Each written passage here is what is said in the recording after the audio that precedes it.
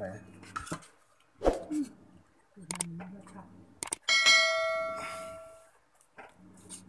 เด้อพี่น้องเด้อกินข้าวกินปลาด้วยกันนะครับมาหาพี่น้องหากินข้าวกินพักจ้อมกันเลยครับเนาะวันนี้ก็กินน้ำพริกครับ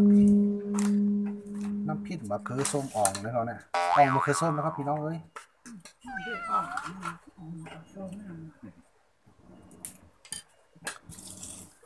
นี่ค่ะน้ำพริกมะเขือส้มอ่องของเรา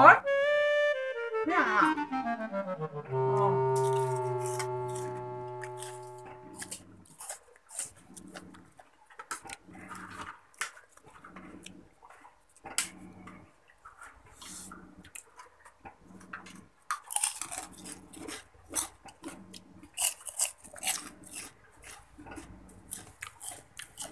ไม่ต้องฮะเขาบอกถึงเขาเมาอ๋อเขาได้เมาขายยาก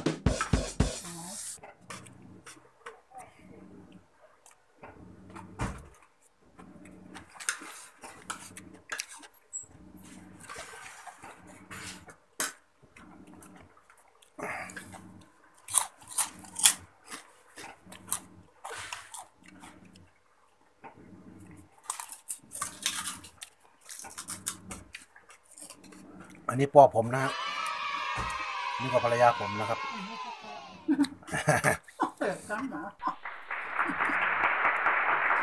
กับโคนนี่เรื่องนะครับพี่น้องเอ้ย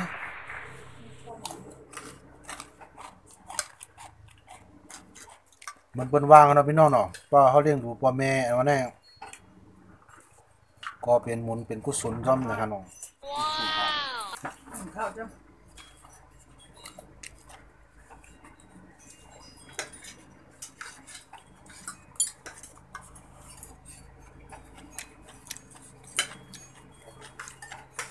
กินข้าวกินปลากันนะครับพี่น้องเอ้ยนะ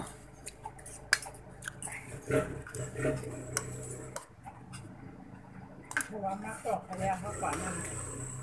ก็ว่างนะยากขยะนะเดี๋ยวตอกเขาก่อนนะ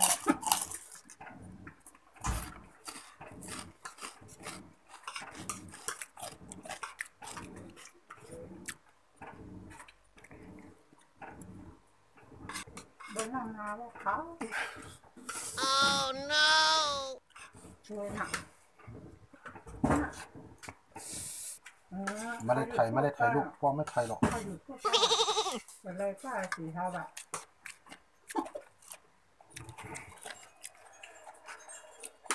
เขาคนทำว่า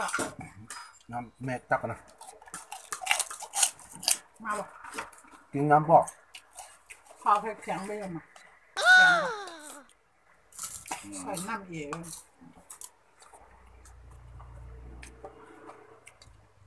เพราะเขาหมดว่าพอเขาไปให้แข็งอื่นบ่หมดท้ายไม่ได้วันเขาต้องต้อนสู้เจอข้างในนี่ล่ะถ้าได้ปฏิยักษ์ด้วยเนาะปฏิยักษ์ด้วยออกเขาหมดเนี่ยเพิ่นก็ได้ว่าอ๋อหมอเขาแน่ดังหวันเขานะคะซื้อมาจ้อมเหมือนกันแน่แต่ว่าเขาอยู่จ้อมกันนี่ล่ะเลี้ยงค่ะเนี่ยเขาก็ตักเข้าไปนั่นน่ะไงปอขาวว่าในยุ่มไม่นะเนาะ no ไหนมาเถอะมาอันนี้ขันมาลูกกินเยอะเต็มกันกินเยอะเลยอันนี้หมักตัวต่อว่าลูกกินแล้วนะกินนะทุกวันเห็นเจ็ดมาละวันหนักเนี่ยอันนี้ก็โคกของเขาเรียกๆน้อยๆนะครับพี่น้องเนาะกินข้าวกินปลาจำกันนะฮะในหันนานกูวันงานมึนๆใส่หันนานกันทางคือว่าเราพวกมันทางนะคือว่า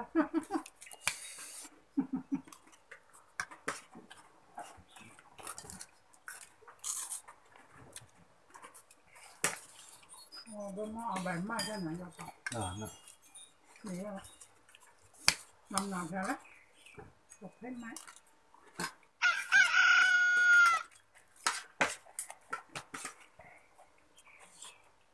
กินน้ำปอยเข้าน้ำทั้งน้ำ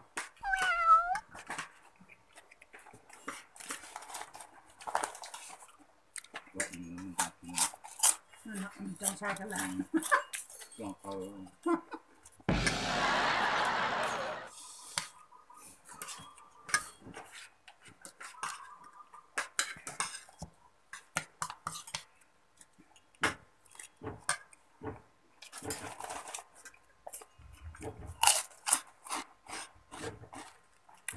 ค้ากินข้าวกินปลาเจ้ามันฮะนายเขาได้กินน้ำพริกนี่เขาแน่น้ำพริกมันก็ส้มอองแหมตั้งโมลาซา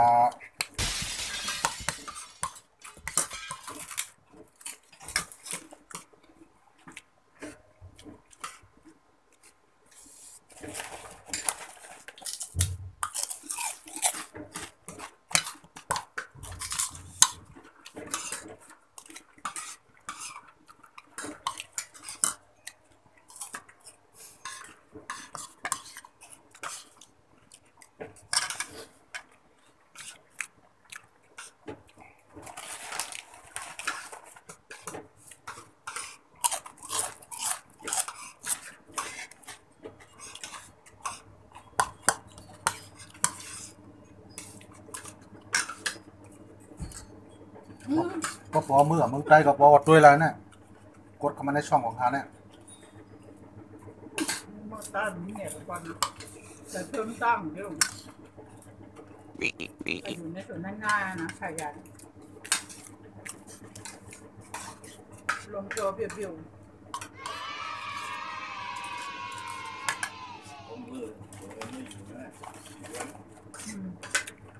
ได้อยู่ว่าแล้วก็เนาะต้องกระบวนหัน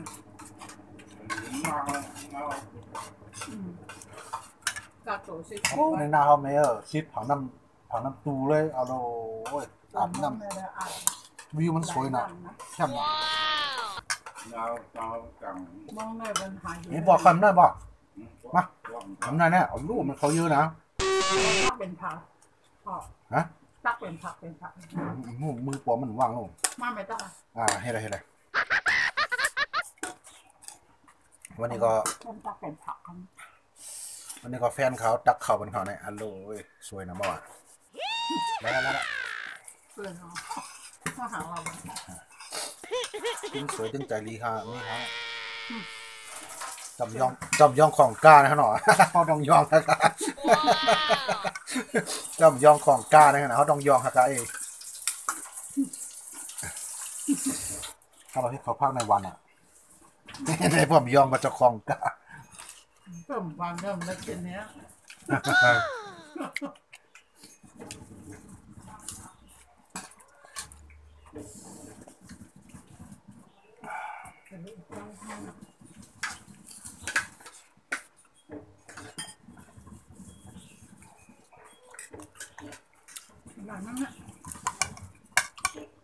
มาเดินไปน้องเอ้ยกินข้าวกินปลาด้วยกันนะครับอะไรนะกะหล่ำปียางกะหล่ำปีเหมือนยางอ่ะยางมะเขืออยู่นี่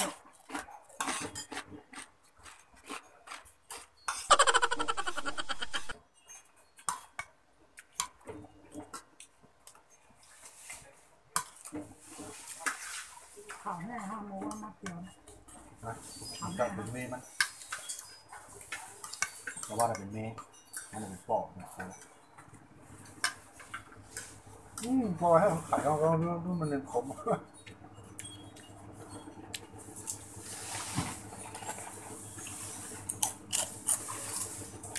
ไม่เป็นไรแม่เดี๋ยวปอกแล้วก็ได้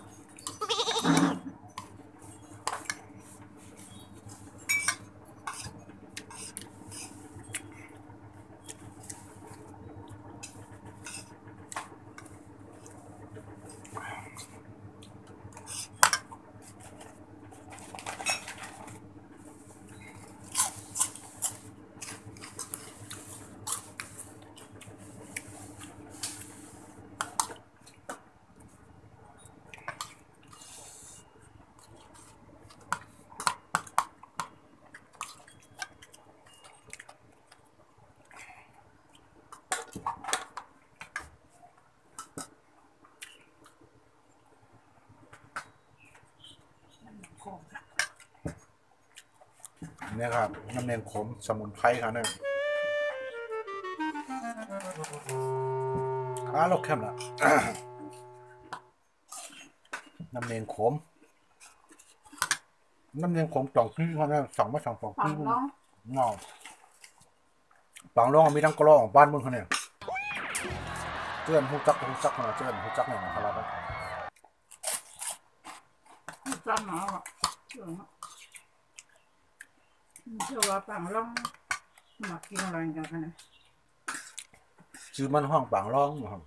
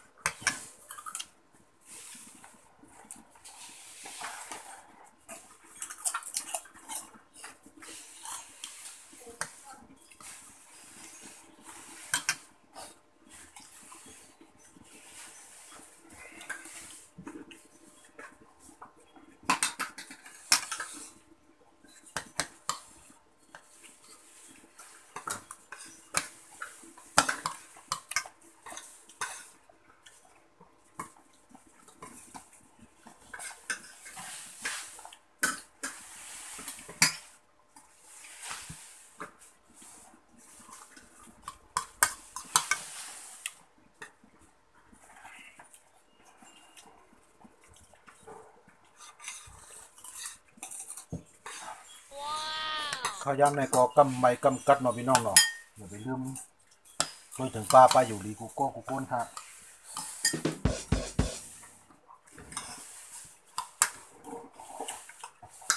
เรื่องโควิดนะครับต้องรัดกันเนาะต้องหู้กันเนาะ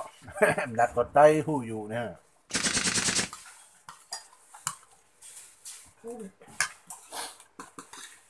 เดี๋ยวนะ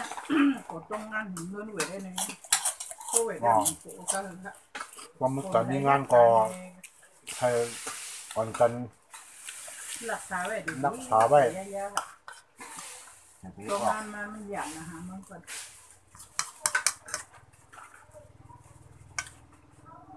หนังก็หากันได้พวกใครนะก็มีค่ะหนังก็เหตุการณ์ซ้ำว่าคำว่ามีวันหยุดเนี่ยก็มีค่ะเนาะลวกแน่มันปั่นมามันมันมันล่ำไรฮะหนังก็ที่เฮ็ดซ้ำว่าใครลือผมเลยอย่างหนังก็พวกการซ้ำว่ามีเฮ็ดเนี่ยก็มีเนาะขายย้อนส่วนพี่น้องไต้ให้มีการมีงานกูก็ให้มีเงินมีคันอย่างขนาด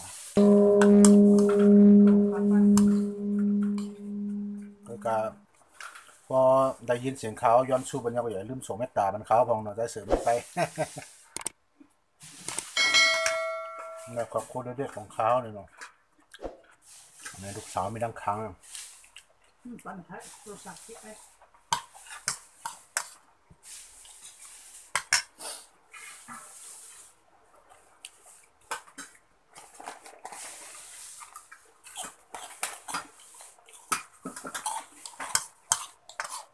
มันไทยตั้งต